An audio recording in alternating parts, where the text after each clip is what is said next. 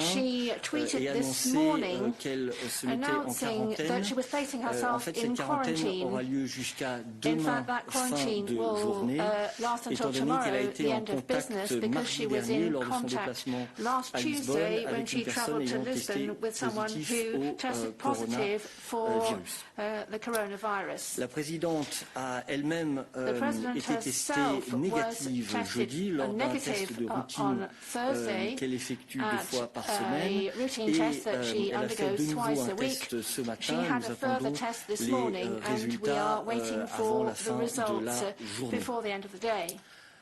En conséquence, elle ne pourra pas participer demain à la plénière du Parlement européen, ni présider le collège qui sera donc présidé par le vice-président exécutif, M. Frans Timmermans, et elle ne participera pas non plus au sommet UE-Ukraine. Elle sera représentée par le représentant et Joseph Borrell. La réunion des chefs de cabinet aura lieu cet après-midi. Nous vous communiquerons l'agenda du and after that we'll send you the timetable for the college and subsequent press conferences. Puis, nos pensées vont à tous ceux qui ont été touchés par la tempête Alex dans le Piémont en Italie et dans les Alpes-Maritimes en France. La présidente von der Leyen a exprimé sa solidarité et le soutien de l'Union européenne avec les citoyens de ces 2 pays. Nous avons activé le satellite européen Copernicus pour aider les premiers intervenants sur place et bien entendu, nous restons prêts à fournir plus d'aide au besoin. Today, Executive Vice President Valdis Dombrovskis and Commissioner Paolo Gentiloni will represent the Commission at the Eurogroup video conference. The meeting will discuss the Eurogroup's priorities under its new presidency, adopt its work program, and exchange views on the policy priorities for the euro area in the context of the recovery. The meeting will also discuss the 7th Enhanced Surveillance Report on Greece and the candidacies for the European Central Bank's Executive Board. Commissioner Gentiloni will participate in the press conference, which is still to be confirmed. And with this, we are now ready to take your questions. And I will start with Susanna Frexis. Susanna, you have the floor. Thank you. Just a few clarifications, if I may. Can you let us know if the president is okay, no symptoms at all? That would be nice to know. And can you tell us a little bit more about this routine? How many times is she tested? If you can help with that, it would be okay. And one more thing, during this meeting, everything was respected. I mean, she was always wearing masks. The distance was also observed. Thank you. Thank you very much. Thank you for asking how the President is feeling. I'm very glad to report that the President is showing no symptoms at all and in fact is working normally. We had, for example, meetings this morning by video conference, internal meetings to prepare the week. So she's absolutely fine. The routine is very simple. The President, as members of her direct entourage, of her cabinet, and staff who work closely with her, are routinely tested twice a week on Mondays and on Thursdays. And this is something which happened also last week and indeed again this morning.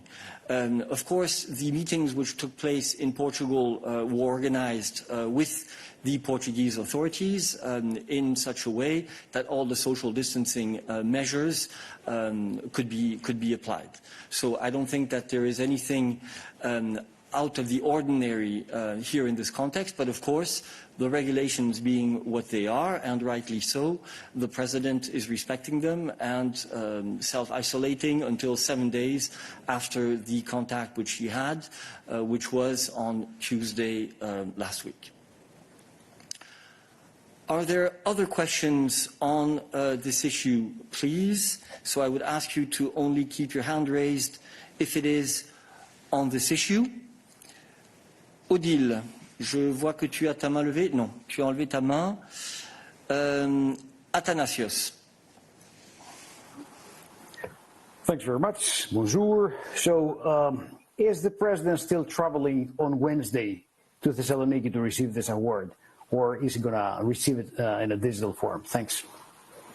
Thank you very much, Atanasio. We are reviewing the items on the president's agenda until the end of the week.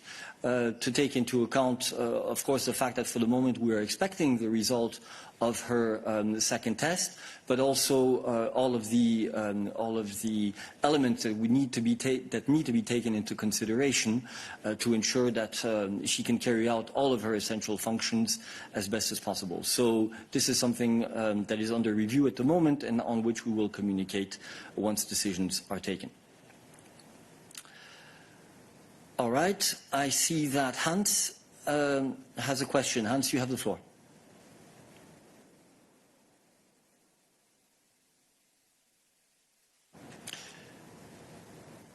I hate to say this, but you have to press the speaker. Oh, sorry. Now you hear me, I suppose.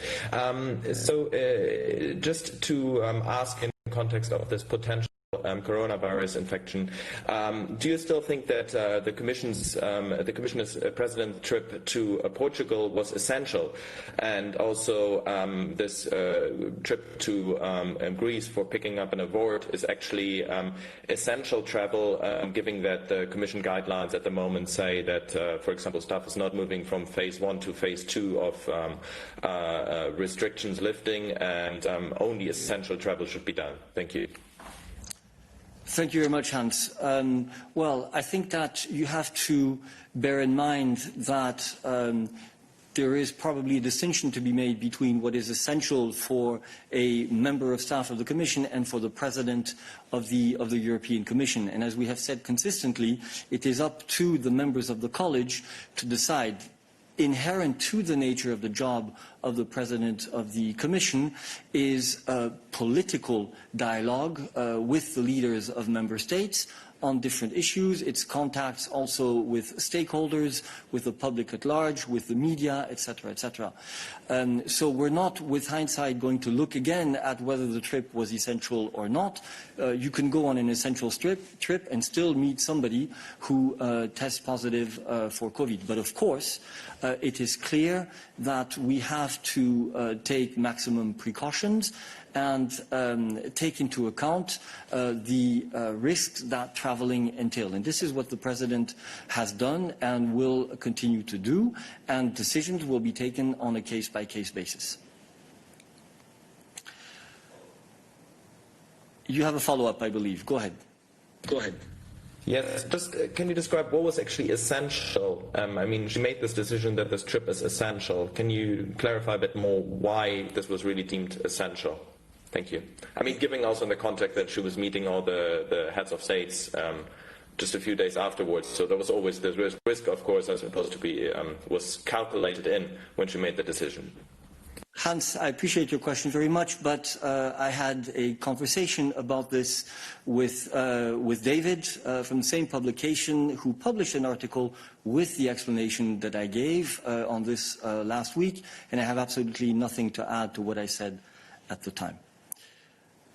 Rita, we move to you.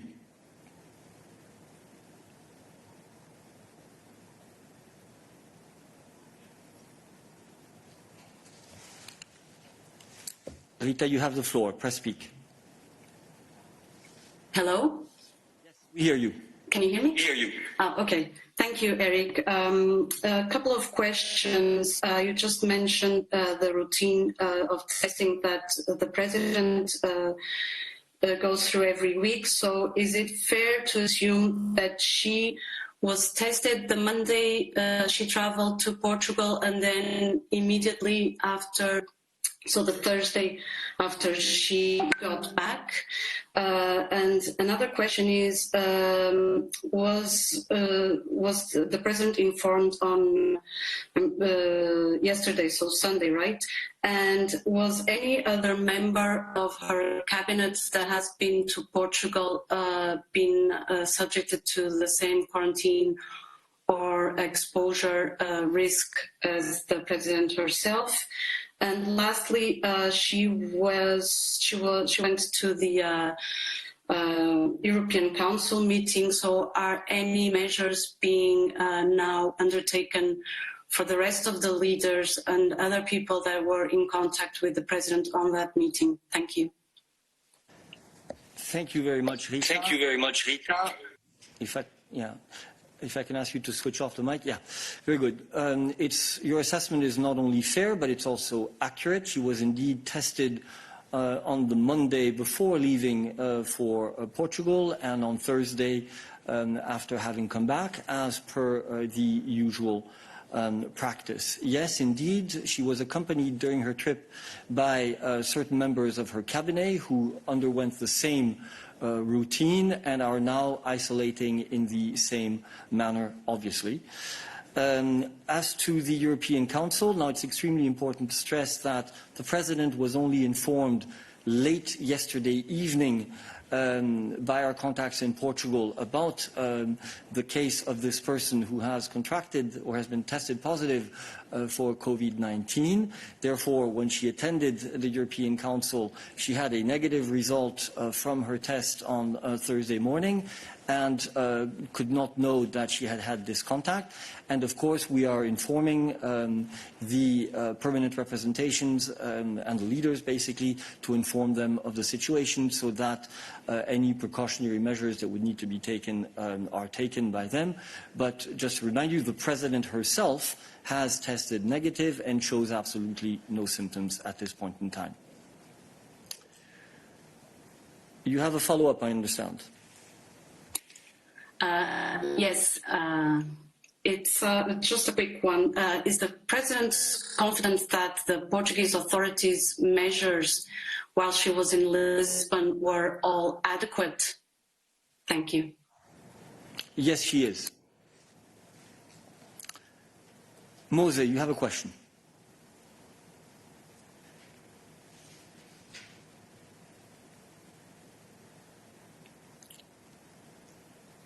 My answer was so brief, Mose, I have the impression you did not have time to press speak. Go ahead. Yes. Good morning. Good morning. Okay, thank you. Good morning, Eric, and welcome back. I have a related question, but not on a personal level, but more about, let's say, the decisions taken by the European Council last week. Maybe I missed it, but I would like to know if the Council really adopted the Commission recommendation on coordination of travel restrictions and a common approach to so-called color codes. And if they did that, why did it take so long time to adopt it? Are there any changes compared to the original proposal from the Commission? Thank you. Thank you very much. Sorry, I should have said that I wanted to see whether there were other questions on the topic, but we take note of your question and we will come back to you immediately if there are no other questions related to the previous theme. I still see a certain number of hands raised, so we're still on the issue of the self-isolation of the President. Eric, you have a question. Eric, merci. Yes, thank you. It's just a clarification, please. If I understood correctly, the President has gone into self-isolation yesterday and will come out of that tomorrow. Is that right? Donc, je pense qu'on peut... Well, I think we can call it quarantine, but in any case, the rules here in Belgium, say that this quarantine should be 7 days from the last contact with the person who tested positive.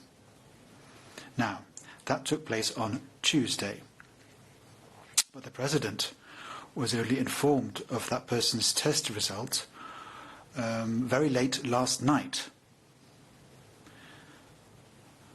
So just before midnight last night, which means that quarantine started on Tuesday and will run out at the end of tomorrow. So that explains why she will be in 2 days out of 7 in self-isolation, because that's the 7 days she was in contact with that person. I hope that answers your question. If it's still on this issue, go ahead.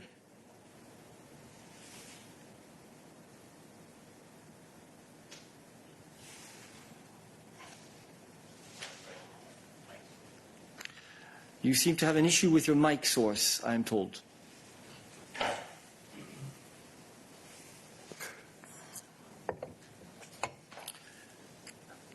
Okay, it does not seem to be working, so we will go back to Mose.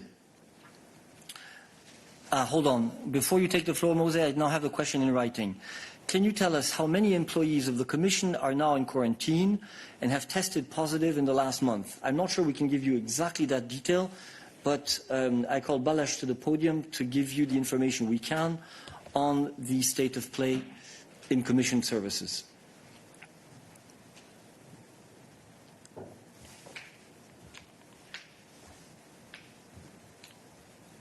Indeed. Hi, Naomi. Good afternoon. So in terms of your question with regard to your Commission staff, what I can confirm is that up to this morning we have had 159 cases, positive cases within Commission staff. And what I should add is that, we take all the precautionary measures with regard to the colleagues that have been in close contact with the staff members concerned. And voila, people who tested positive, staff members, they are requested to contact the medical service when they test positive. And we, of course, have a well-defined protocol in place for such cases. All right. Are there other questions for us on the issue of coronavirus and the situation in the institutions? I do not see any. So, Oliver, is it a question on this?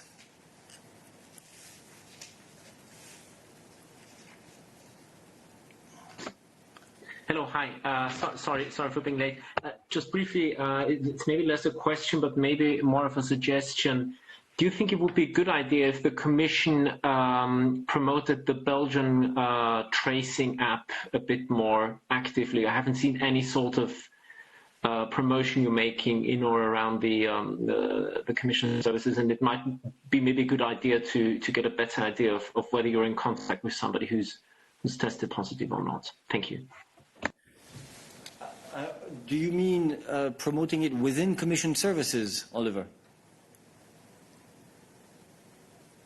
I'm not quite sure I understand your question. Sorry. Yeah, hello, hi, yeah, I mean both within and within the Commission services, but also generally speaking towards people living in Belgium, people living here in Brussels. I mean, I meet plenty of people who haven't really heard about it, people who are actually not that badly informed about what's going on. So now that the app exists, bit of advertisement might be a good idea. Thanks, Oliver. Well, it's not, as you say, it's not really a question. It's clear that within the Commission services, some advertising is taking place. In fact, it's on this very phone. As to informing the residents of our host country, it is really a task for the national institutions and national authorities to do. But you're absolutely right that it is important to advertise the fact that this app exists, that is now functional, and that people have an interest, both for themselves and for the people that they meet, to download it. Okay, I think we have finalized this chapter. Mose, I had said I would give you the floor, but in fact, Odile had raised her hand before you early on, so we first move to Odile.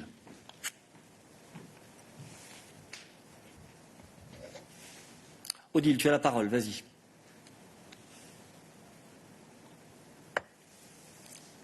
Sont affectés.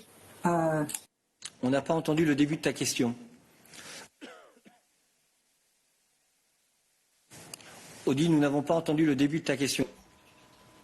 Odile, we didn't hear the beginning of your question. Make sure you're online first. Is that okay now? Yes. Yes. Go ahead. Thank you, Eric.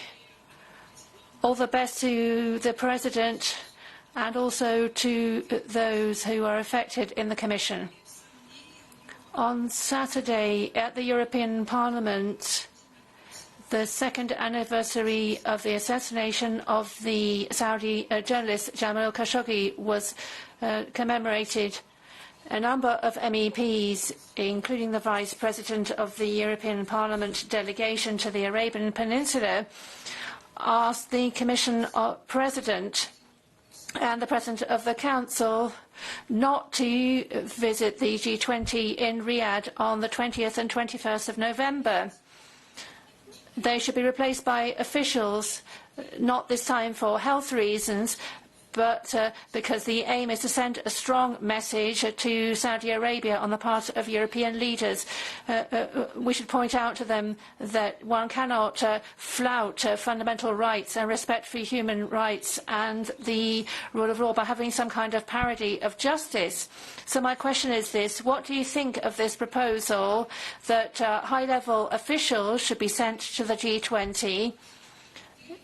And might I add also that perhaps one might send Arabic speakers. Thank you, Odile. I'll give the floor to Peter.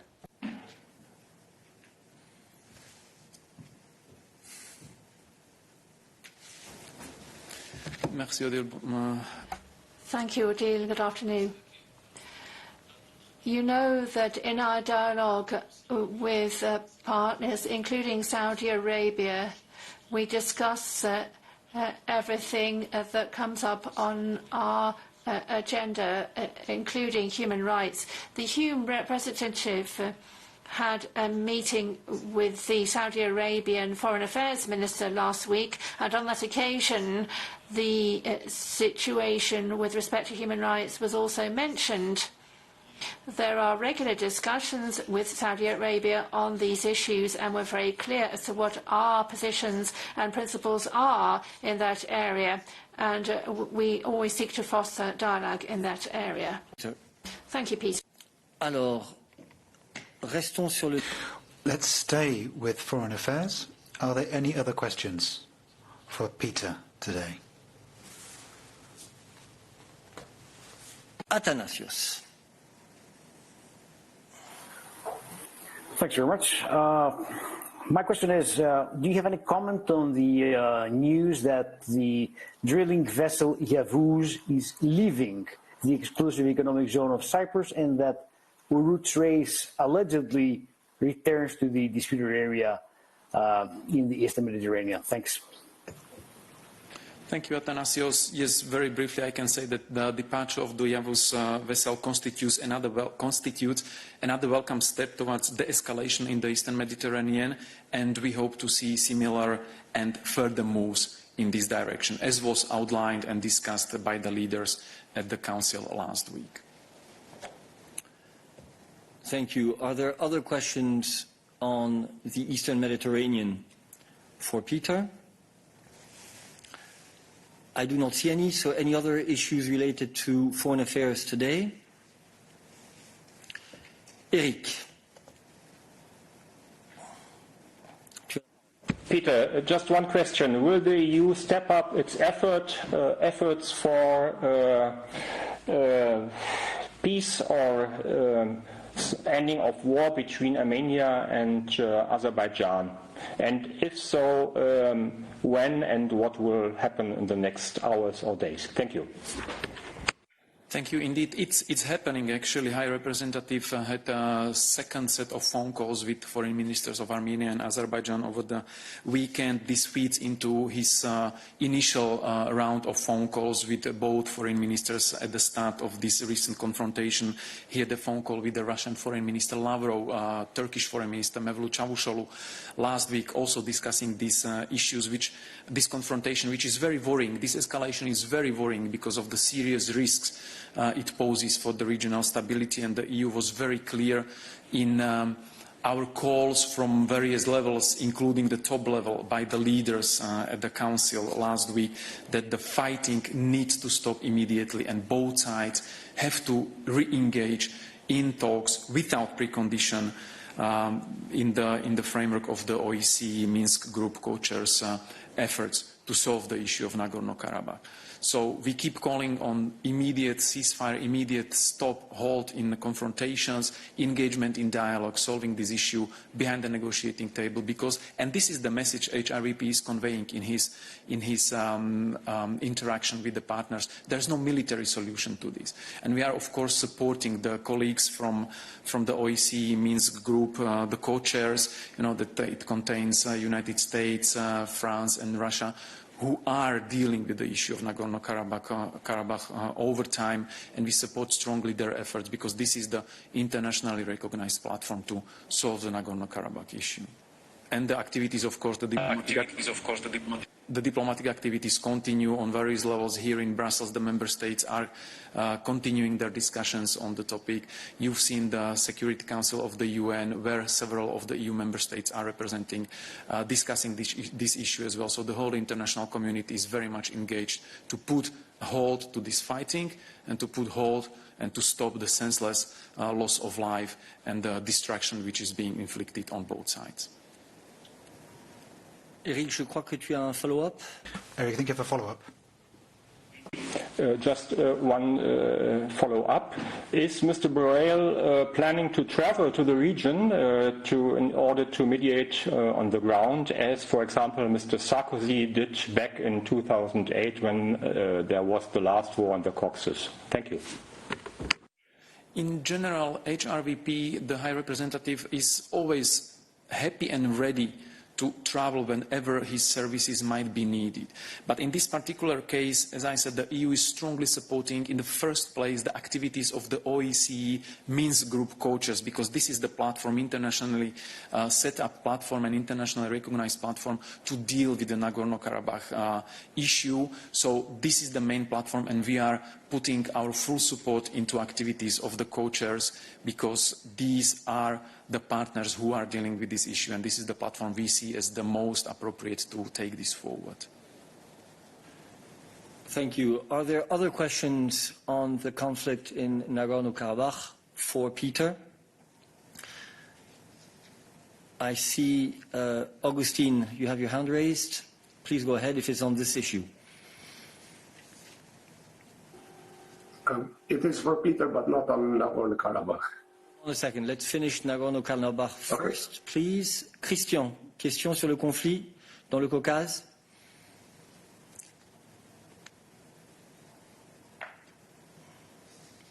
Je ne vois plus. I don't see Christian. Go ahead then. For me? Yes, it's for you if it's on Caucasus. No, it's not on the Caucasus. It's about Turkey and Cyprus. Well, let's wait on that one. Let's continue with this order. Any other questions on the Caucasus? I don't see any. So we'll come back to Augustine. Yes, thank you. I have a question about a remark by Serbian Deputy Prime Minister and Foreign Minister Ivica Dačić. He said in an interview with Serbian media, made a threat to the Serbs who speak about the graves of Albanian civilians throughout Serbia, asking what should we do with them. So since issue of missing persons, it's one of the most important issues in dialogue as well. Do you think that this might have a negative impact on the dialogue? And what is the position of EU, since dealing with the past, discovering the fate of missing persons, prosecuting war crimes is a condition in the EU accession process as well for Serbia? So just wanted to hear from Peter the position of European Union on this.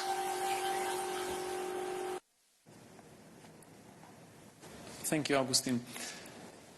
In general, we are always saying that it's not really up to us to comment various remarks by representatives, political leaders or leaders of political parties in our partner countries. We've noted, however, over the last few days and weeks, various statements which are touching upon the issue of reconciliation, regional cooperation, good neighborly relations. So, since you are asking about our position, I would like to stress the following. it should be clear to all the representatives from countries which are aspiring to join the European Union that they should fulfill their obligation to foster good neighbourly relations and regional cooperation. These are the values the EU is standing for and it's advancing. The political leaders in all these countries should really lead by example in choosing to work together, to promote cooperation, to promote a climate of mutual trust, respect and understanding, and not to do steps or make remarks to the contrary. Thank you. Are there other questions on this issue? Hans-Uwe, please, you have the floor if it is on this issue. If not, we go to Christian. It's not on this issue. It's then, foreign affairs, but not this issue. Okay, we'll come back to you. We go to Christian. Oui, okay. Yes, thank you for giving me the floor back. I'd like to come back to this edition of this Turkish vessel being withdrawn. I'd like to know if its roadmap, which is apparently the problem, has been changed. We were changed that its plans were changed, so its position is no longer to prospect in those contested areas. And then you said, we're seeing other signs of escalation. What other signs of escalation are you talking about? Thank you. Merci, Christian. Je n'ai pas plus. Thank you, Christian. I don't have any more details about the movements of this particular Yavuz ship. But it's an important signal. It's for us to see these signs of de-escalation. As was said by EU leaders last week, we are expecting to see de-escalation, not just in terms of relation with Turkey, but also in a constructive approach to continuing dialogue. Any action which could contribute to de-escalation and cooperation are welcome. And we hope to continue along that path, the path of constructive engagement and dialogue. Dialogue avec la Turquie, absolument. Merci. Le chapitre... The Eastern Mediterranean chapter seems to be closed, so let's move on now to Hans-Uwe. Hans-Uwe, you have the floor.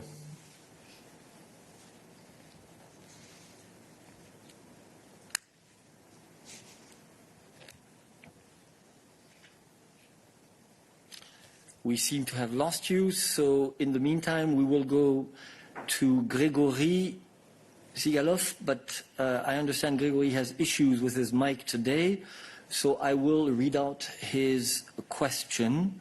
So I quote, "Last week EU published the Kerch Bridge sanctions.